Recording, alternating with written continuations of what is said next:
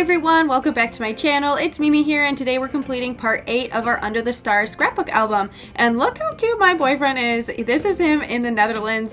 I don't know, he just put on this sweater and I thought he looked so cute and the background was beautiful. So I just love this photo. And that's my favorite part about scrapbooking, is going back and looking at all of my happy memories and everything and getting a chance to kind of give them somewhere pretty to live, some dignity, and then once it's all done I can go back and flip through and see everything once again, and it's just awesome. I love being able to scrapbook and it's so rewarding.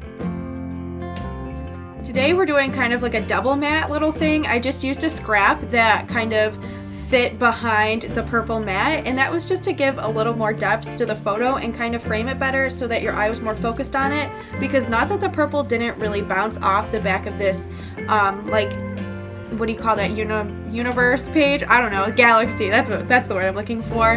But I think the blue just kind of makes it look better because the purple didn't perfectly match, so it just makes it less obvious. And I think this believe sticker was absolutely perfect for this layout. It's from Heidi Swap, I think. I've had it for a long time, but it's just perfect, and it really truly does look it's kind of written in the stars, and I love it. The best advice I can give for creating like a cohesive, 24-page or however many pages you want to add scrapbook album is to go through and pick out your colors that you're going to be using, and then look at all of your embellishments and pull them all out. That's exactly what I did, and that's how I ended up with so many different things to put on each layout.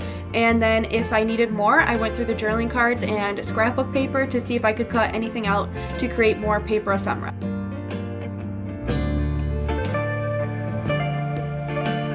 I mentioned this in one of my vintage blooms videos, but I wanted to share it here as well. If you're looking for another type of embellishment to keep all of your pages cohesive, something like these gems is perfect, maybe gems or pearls, because they're small, they're insignificant, and you most likely have a lot of them, but your eye can still tell that they're kind of the same on every page, and it just keeps it cohesive without drawing your eye and making everything look repetitive.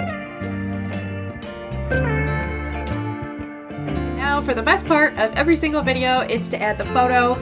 I always add mine down with washi tape because I take them off afterwards because I need to take pictures of these to put them into my shop. But the best thing you can use is probably double-sided tape that has no acid in it, so it doesn't ruin your photo. I obviously as well had a hard time sticking this down, and then I also found some hot glue strings on the photo, so it's a little bit of a mess, but eventually we do get it down.